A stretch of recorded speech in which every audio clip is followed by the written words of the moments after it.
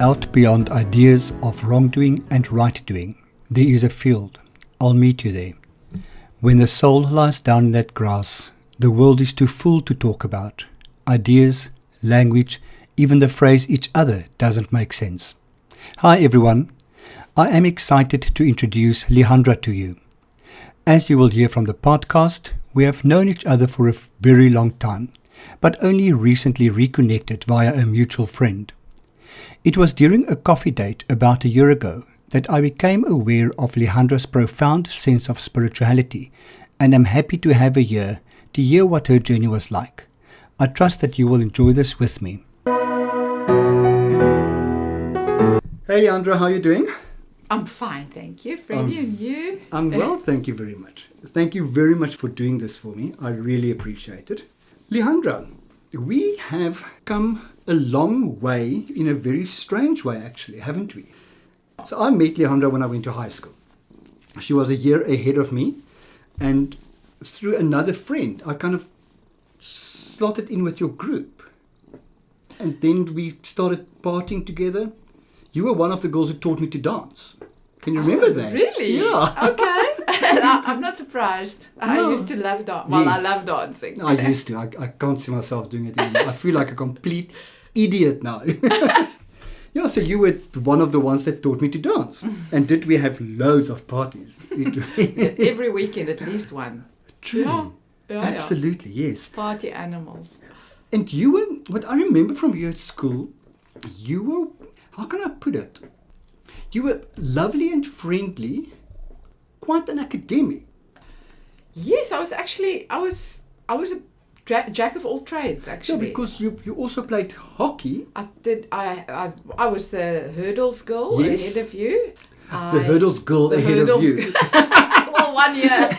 Not running ahead of you. I would have preferred the hurdles person ahead of you. Well, I was the girl. Yes, running Henny, hurdle. our mutual friend, was the boy in Absolutely, the year that. yeah. Yeah, I played hurdle, athletics really, and tennis, and I loved school and academics. My children can't understand it when I say to them, "Yeah, it's I wish you could see my exams." frown now. What? My kids don't understand. I get so excited when it's exams. I just love the challenge of excelling in academics. It was like a personal goal that I set for myself, and culturally, I was sort of very much an all-rounder at school. Yeah, and I think that's how we kind of connected, because we were always kind of doing the same type of thing. Yes. So, yes. And that was awesome. Yeah. I can't recall ever having had a conversation with you about any sense of your belief system, your spirituality, or anything like that. We were in a Christian national education system, so were you part of that vibe? Did you grow up in church and with Christianity, or what was your background in that regard? Yeah, I have a typical Dutch Reformed background. I was quite active in the youth groups and things at church, confirmation at 16. And then after school at university, I used to occasionally still go to church. I wasn't very fond of going to church ever, actually. Neither was I.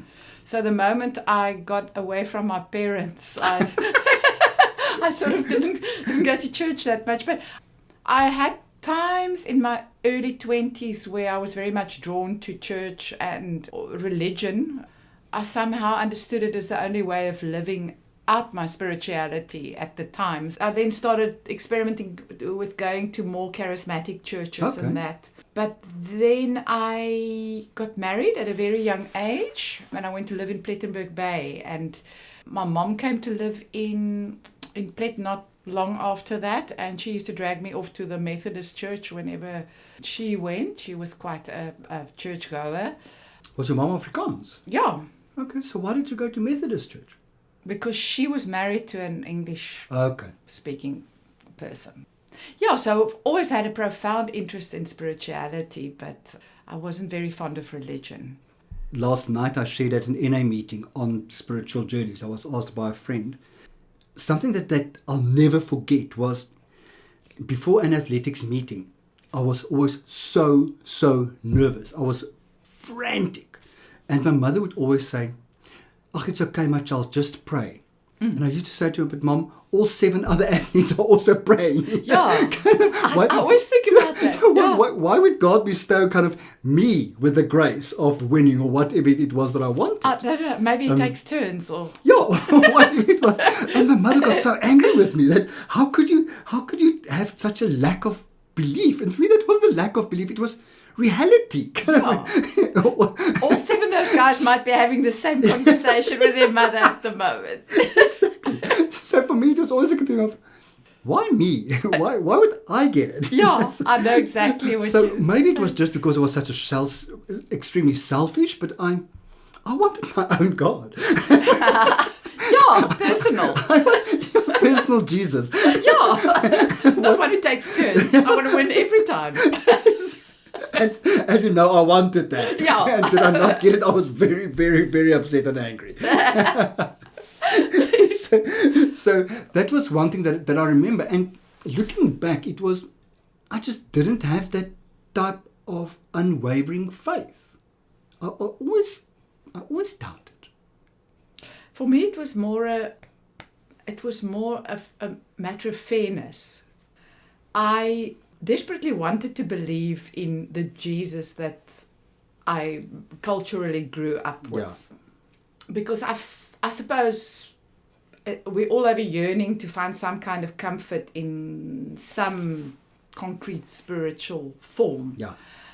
But to me, it never made sense, just from a purely fairness point of view, why God would favor some people over others. Why I still sort of see the Christian religion as one that forces you to choose, and the exclusion of others at the same time. So it never made sense to me why a little Buddhist baby would be condemned to eternal doom or hell or whatever, just because it never had the opportunity to know Jesus. And to me, that just never made sense. So I thought, well, if that's the ultimate condition, then I cannot call myself a reborn Christian. Yeah. Christian I'll always be, because that's the culture I grew up in. Yeah. That's the one I understand. So I just left it. At that. It was just a decision that I made. I thought, you know what, it's not that I never rebelled against it. I wasn't anti it. I just sort of got on with my own life without paying too much attention to that. Didn't feel like I lacked anything. I had a sort of a peace about my own spirituality. Okay. But it was only in my late 30s that I really developed a very direct relationship with God. Okay. How old were you when you got married? You said very young.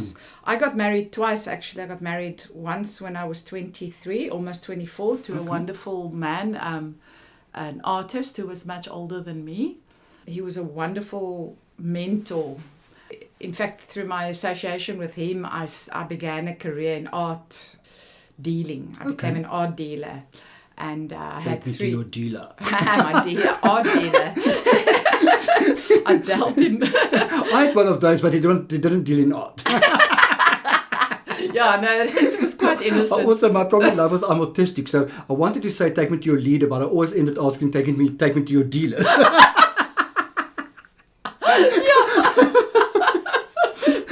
Blame the dyslexia. Anyway, so he was a wonderful mentor. Where did you meet him?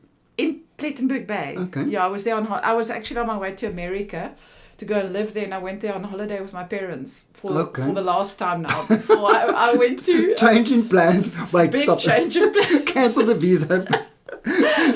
No, it was love at first sight. And Are you serious? I just ended awesome. up staying in Plettenberg Bay, and that's where he was based. And I subsequently spent the next 23 years of my life living in Plet and bringing up my kids there and everything. It was a fantastic... it's a beautiful place. It was I love just... Plet as well. You don't get a more idyllic upbringing for children, beautiful place to live, wonderful community, the most unbelievable. I suppose that's why I still have a love for smaller places, small towns.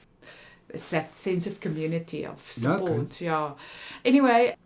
Yeah, so Mike and I got married, had 7 very happy years together. I thought you were going to say 7 children. No, that was the issue. We couldn't have children. And that's why we finally broke up, because he was just the most gracious person I've ever known. And when he realized that, to me, having children was really a life purpose thing. I couldn't imagine my life without children. You know, some people can. And for me, it was just, and I still believe it's my major purpose in life is to specifically these 2 children, to be their mother. He just said to me, look, I don't want to cost you your life. Go. And we're still extremely close. Is it?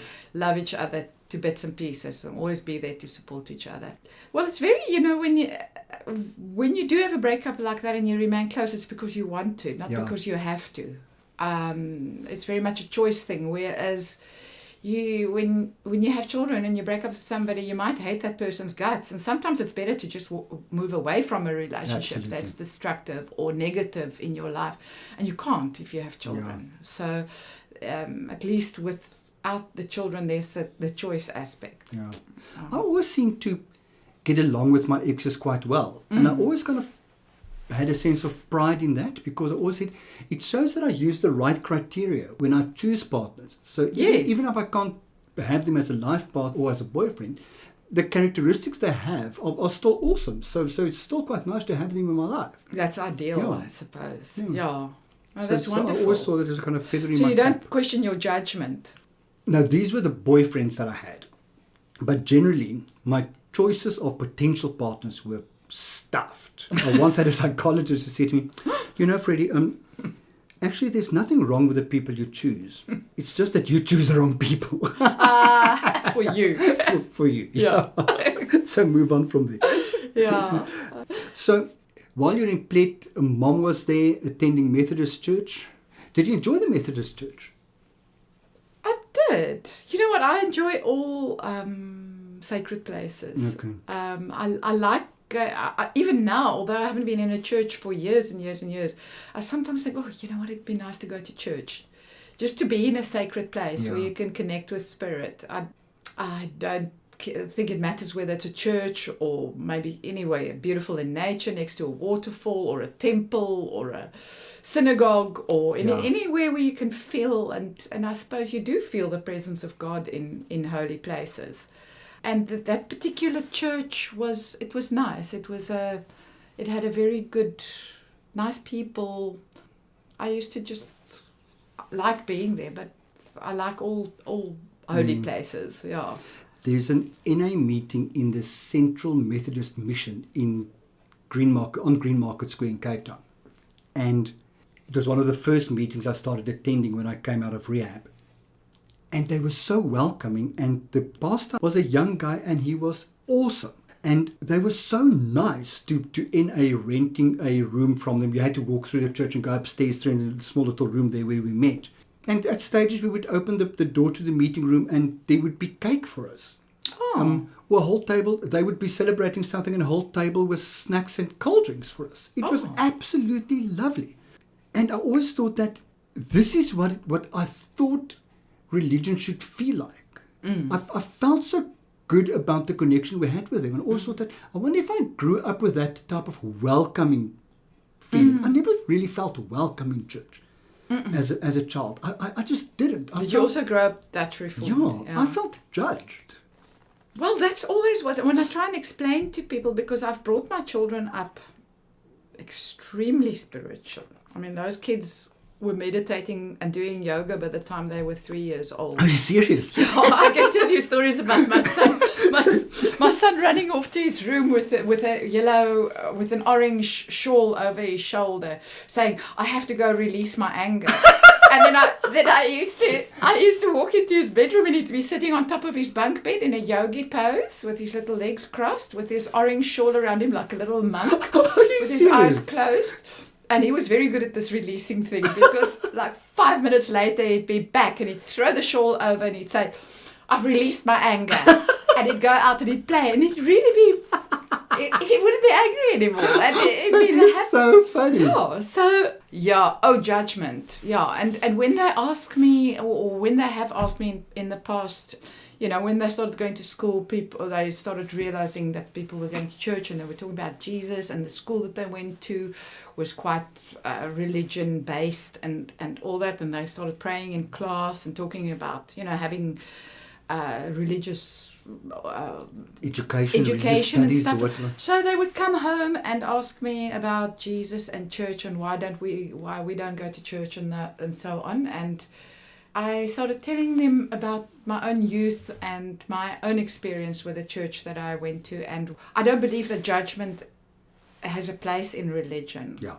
I don't think that God is a God of judgment. Yeah. And in the church that I grew up, I very much, like you say, I very much felt threatened Yes. by God. God Very was much so, was very judgmental. Yeah. The God that I knew. God decided whether you were going to heaven or to hell. God decided whether you were good or bad.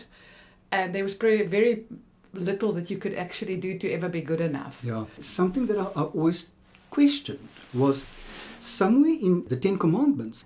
Isn't there in the Afrikaans Bible something that says, "Ek die Here jou God is 'n jaloerse God"? And I always used to think, but he says he's jealous, but we taught not to be jealous. Isn't jealousy not good? Yeah. It's the most negative emotion. And I could also not understand how you're supposed to fear God but love God. It's kind of, Yeah. those two for me were mutually exclusive. I really had a problem, an intellectual problem with a lot of stuff that we were taught. Well, that's what I meant earlier when I actually thought about it, all these things. I just finally, when I had to now make up my mind, am I now going to be a church-going Christian who does everything, give my heart to God and accept Jesus my only Savior? That was the problem that I had, was the accepting of the exclusivity thing and the price that I had to pay. And for me, it was an intellectual price. It was giving up common sense.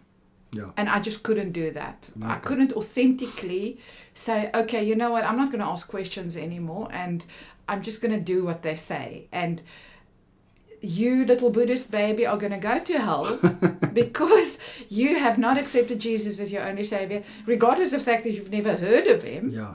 It just didn't make sense. Yeah. And until today, I understand when my kids say to me, "Mom, you know what? I'll listen to you as long as you make sense." Do they do that? I will listen to you as long as you make sense. And I think that's fair enough. Yeah, that's very fair. So I've got to find a way to make sense then. There's your challenge. So, how and where did you meet things like yoga and meditation and those type of things? Was that through the art scene in Plet? No, Freddie, that's a very, very interesting story. And we need a whole day for this. Can we concise it? You know what? I got married again after Mike, and I had my 2 children with Barry. I went to live in Germany for 6 years. And No wonder you disappeared off the radar. Anyway, Where did you meet Barry? I knew Barry since I was about 15. He's an opera singer, and he used to sing with my brother, who's also a singer. And they were doing an opera, and I went there with my mom one day backstage, and there he was. So I met him when I was about 15, and then we met up again later years and fell in love and got married and had the 2 kiddies. And unfortunately, that marriage didn't last, and I came back to South Africa. He stayed there. Okay. While I was living in Germany, he was doing an opera in a place called Heidesheim, and the director of the opera gave him some books by Sai Baba. Subsequently, many years later, a very strange way that everything came together. He was an Indian spiritual teacher. I've heard of him. Yeah, and this guy was a follower of Sai Baba, and he gave Barry some books with basically just quotes from Sai Baba, beautiful spiritual stuff, like daily pieces that you can read. And strangely enough, Barry was a little bit into the things, and he used to read some of them to me. And I thought, yeah, very nice words, and that didn't have much of an impact on me at the time. And then when I moved back to South Africa, to Plettenberg Bay, I became involved That's really where my big interest in natural medicines came from. My daughter became very ill, and I met up with a naturopath. And he happened to be a follower of Sai Baba as well. Oh, wow. But I didn't make the connection at all at the time. And one day I had a storeroom off my house in Plet. I walked into this little storeroom. I was looking for something, and it was a big mess, like storerooms are. And as I lifted something up, this book fell on my foot. And I looked down, and it was one of these Sai Baba books. And I bent down and I picked it up. And I took it into the house. I opened it and it was in German. Now, I did German at school and at university and then lived in Germany for 6 years. This book was in German. I picked this book up and I started reading it from back to front, and it just resonated with me. This is now many, many years after I heard about it for the first time or saw the book for the first time. Then I find out that this naturopath friend of mine, who was also like a mentor, he taught me everything I know about, well, most things. He really ignited the interest in natural medicine and alternative healing methods and everything in me. And coincidentally, or at the time I thought, this guy is also into Sai Baba. So that was another thing we had in common, and used to talk about it a lot. Because Sai Baba was a Hindu, I suppose, I suddenly developed this profound interest in Eastern philosophies. Okay. And I started doing yoga, but I didn't even know I was doing yoga. This friend of mine, a naturopath friend of mine, one night we made a fire at my house. We were sitting together, and I started just stretching. I'm very cat-like since I was little. Now that I think about it, I was always stretching, doing back bends. But I do believe that there's something in me that goes way back. And I don't know if it's got to do with past lives, and I don't know what your thoughts on past lives and things are, but he looked at me and he said, I didn't know you do yoga. And I said, no, I'm not doing yoga, I'm just stretching. And he said to me, you are doing perfect advanced yoga moves. I was almost 40 at the time. I was 37, 38 years old. And you are doing perfect yoga poses in perfect sequence. You've done this before. And with the yoga, with meditation being part of yoga, I understood the entire yoga, what it was all about. Yoga is not just about stretching. From the first time I sat down in meditation, I could literally meditate for 20 minutes without mind clutter. There was a memory there of something that was well, I couldn't compare it to anything, but once I started learning more about it and reading, I realized how difficult it was for some people and how they had to practice for years. I still struggle. Meditation doesn't come naturally. I just understood. That's fantastic. To me, that was it. It was like the judgment God, the God of my youth disappeared for me then, and I felt free to have a completely new relationship with God, not through religion but through spirituality, a direct experience of spirituality. And for me, that came through the Eastern way of. I finally had a practice through yoga and meditation that made sense to me. Mom, if it makes sense. God was speaking to me. I wasn't speaking to God like through prayer.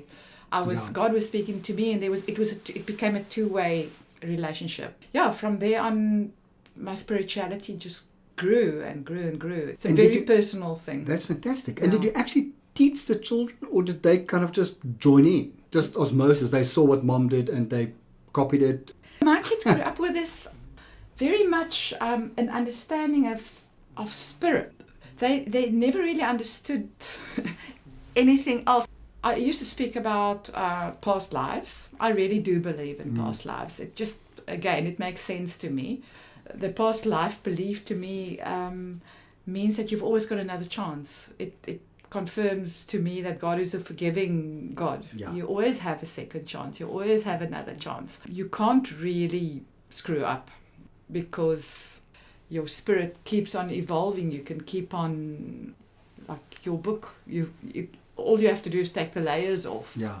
And So they did grow up in a sort of unconventional, with an unconventional. They grew up with meditation.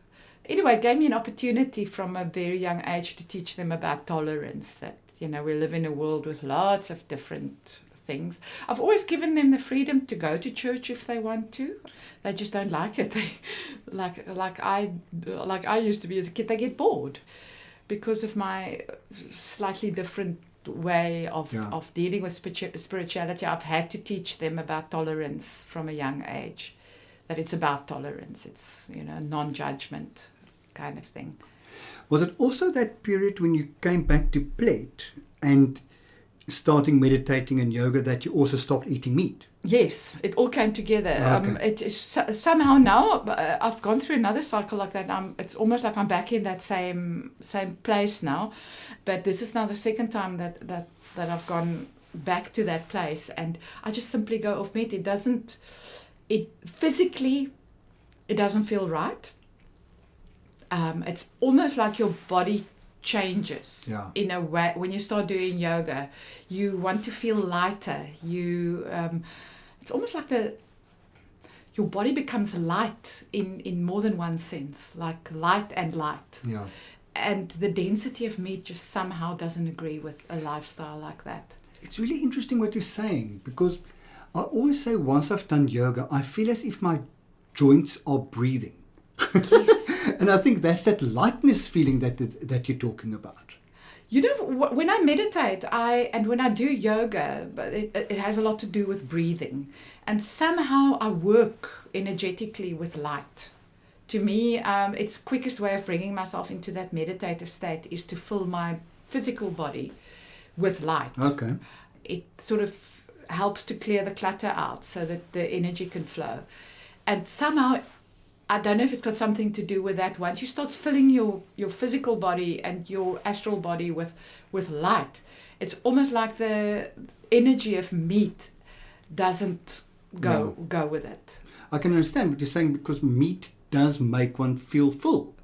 When I started eating meat again, it does make you, if you don't eat a lot of, even if you don't stop eating meat, if you eat less meat and you suddenly start eating meat, it literally feels like you've swallowed a stone.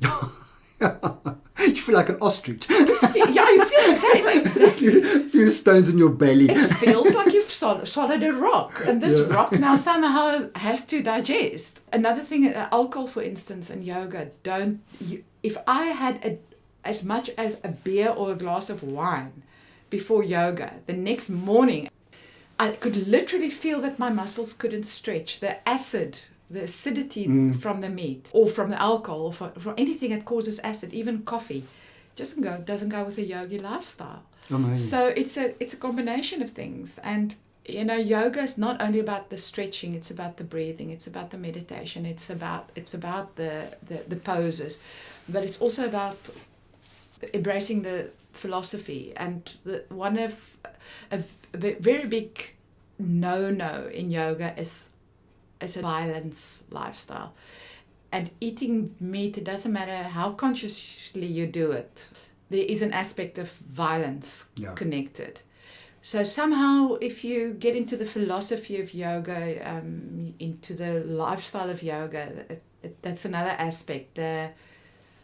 It's a very loving way to live. It's all about love. It's all about opening your heart.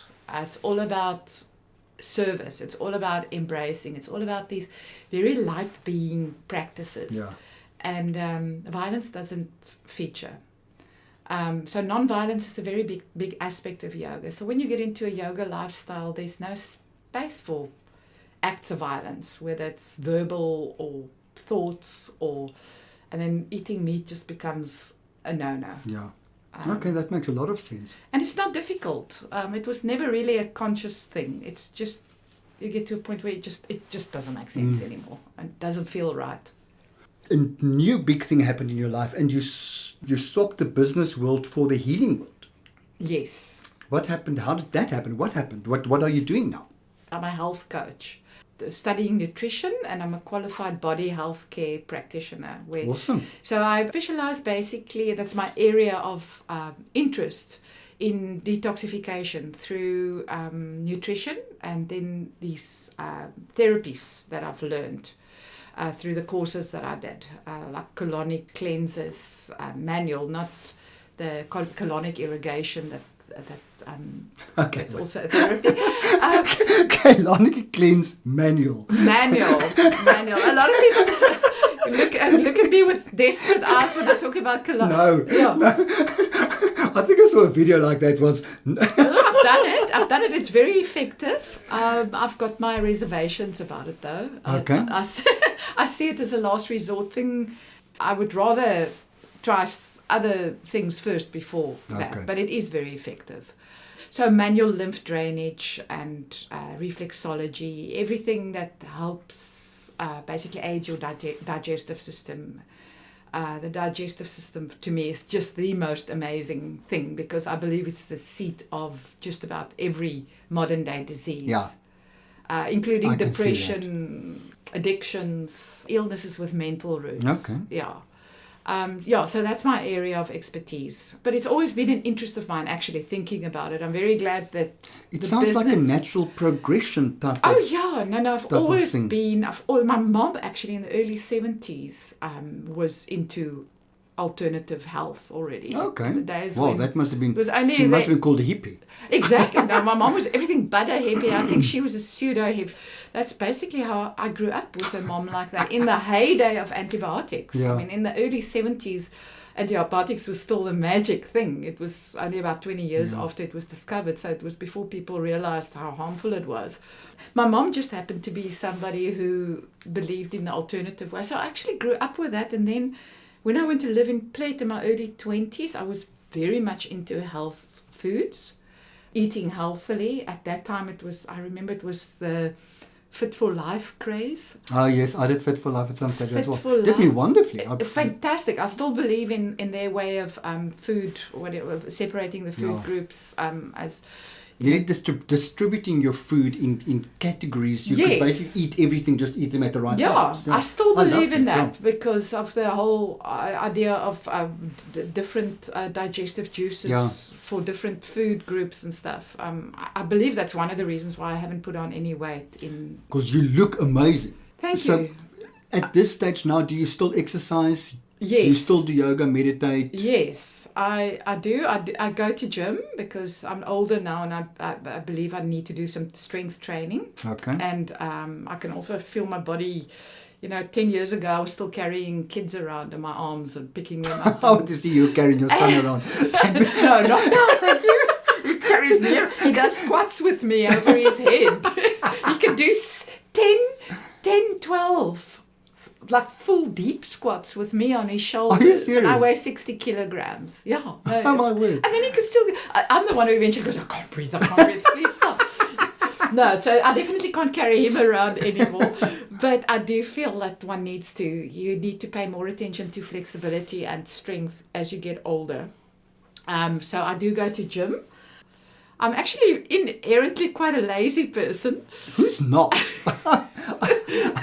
I hate people who kind of seem as if they're not. It just kind of doesn't seem natural. I'm not very disciplined. I spend a lot of time convincing myself why I shouldn't exercise. Debating, negotiating. And I'm self-motivated, which makes it very difficult. I don't like doing yoga in a group setting. I've always done yoga on my own. Since day one. I'm self-taught. I do yoga as a prepping for meditation. Okay.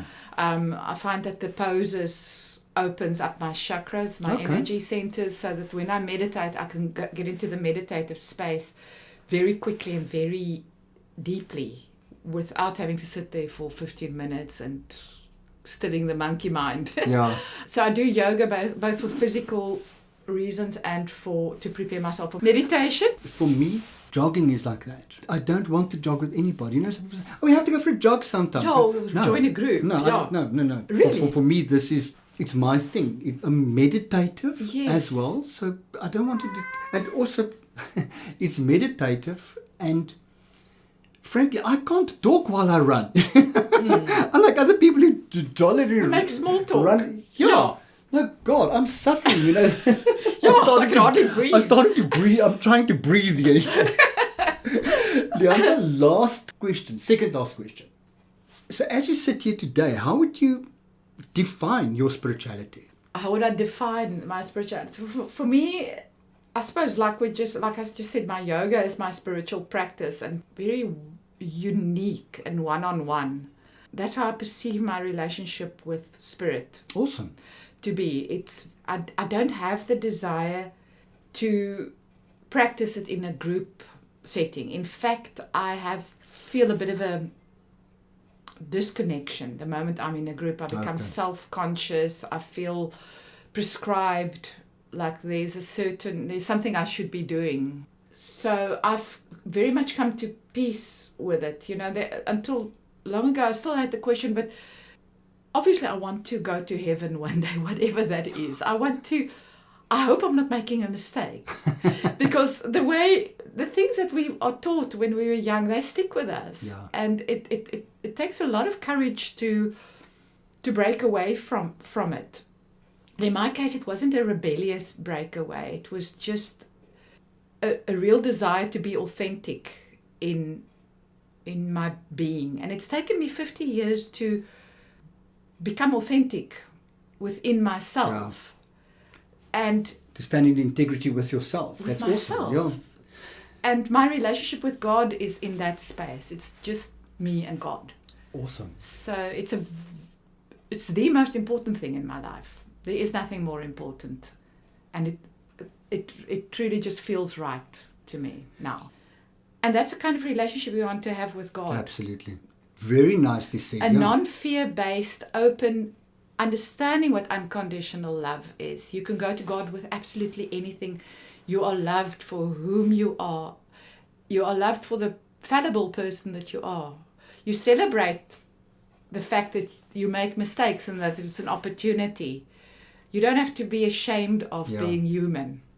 And that's the kind of relationship I try to have with my children. And that's wonderful. That I would like for them to have with God. Yeah. Because that's how beautiful. I have. That's my relationship with God. That's fantastic. Yeah. Last question. Yes. I ask this to everybody. Are you happy? I am extremely happy. From very uncertain to a very... I don't think that everybody's happy in all aspects. It's something we actually don't question ourselves with. And that's why I asked that. Kind of, let's think about it. Am I happy? You know what? I'm extremely happy. Wonderful. I have days where I have so much bliss that... that I'm so blissed out that I honestly know what it feels like to live in complete awareness. Where It sounds like something that we would call in recovery serenity. Total serenity. Yeah. Oh my God, that is the ultimate space Total of bliss. Serenity. That's what what they talk about is that state that you want to achieve through meditation, or maybe one day when you leave your body and you can just be a spirit. That I have entire days where I live, where I'm actually in that zone. Oh my word. No, Freddie, I promise you, where I know what it's like to be in a complete state of bliss, where all that I experience is just gratitude. It feels like it's like pouring out of me. And you know that place of gratitude, when you're in a space of gratitude, it's just like absolutely. The spirit just flows through you. So, for me, to have achieved that place, to just once in your life, maybe just for one day in your life, once you know what it feels like, accept the bad days as well, because you know what it feels like. So you always aspire to that place. And I don't see, that's being in a place of abundance, like that's living a life of abundance, spiritual abundance. So sure, there are areas in my life where abundance doesn't always flow. And some days my ego mind will become petulant and say, I want this and I want that. But I know what it feels like to be in a state of bliss. And it's got nothing to do with what you have. There's always areas in your life that can improve. Like in my case, my finances, or there'll always be something, you know what I mean?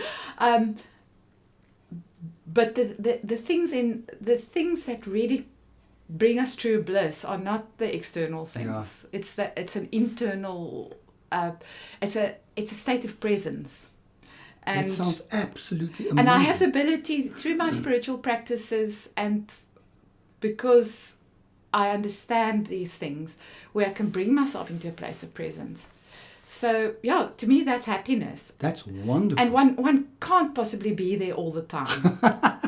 Because I'm life... an addict. I always want more. Exactly. And the mind takes over and it starts telling you about all these things that you don't have, and you get caught up in that. Yeah. But as long as you can bring yourself back into that place of presence, even if it's just for a few seconds a day, Absolutely. to me, that's happiness. Have you ever heard the saying that ego stands for edging God out? No.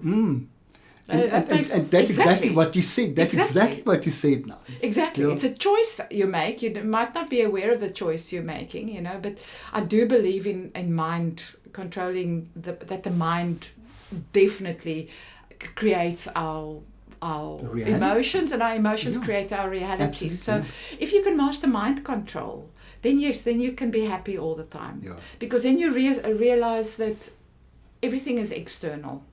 And true happiness has really got nothing to do with what we think or what's happening in our lives. It's really very simple. That is such a lovely message. Thank you so much for coming through. I really appreciate it, and so does Tyson. Hello, Tyson, you were quiet for such a long time. Tyson is my cat who's been with us in the room that I've been trying to keep quiet the whole time. Oh, It's not easy. he's so cute. Yeah, but thank you very much. It was Pleasure. such a lovely chat. Yeah. Thank you, Thank sir. you, Freddie. So I really Thanks. appreciate was it. nice Thank you to so much. share. Thank you. I really enjoyed my chat with Leandra. I do feel the need to clarify some things that came up during the conversation though. I said that I was autistic when I made the joke about the dealer versus leader. I obviously meant dyslexic. I made some references to the Bible in Afrikaans. A loose English translation of Ek die Here jou God is 'n jaloerse God is I, your God, is a jealous God. At some stage, Leandra referred to my book.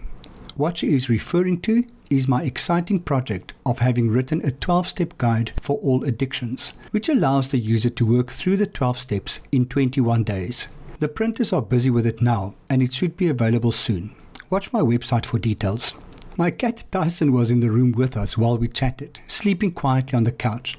At around 36 minutes, you will hear some giggling. That was when he woke up and started loudly demanding our attention. I apologize if you can hear him in the background and if it is a disturbance. If you want to know more about what I do, please feel free to connect with me on my website, which is www.freddie.org.za, or find me on Facebook at www.facebook.com/freddie.org.za/ or on Twitter at @RensburgFreddie. Remember that Freddie is always spelled with an IE at the end. Be safe. Bye-bye.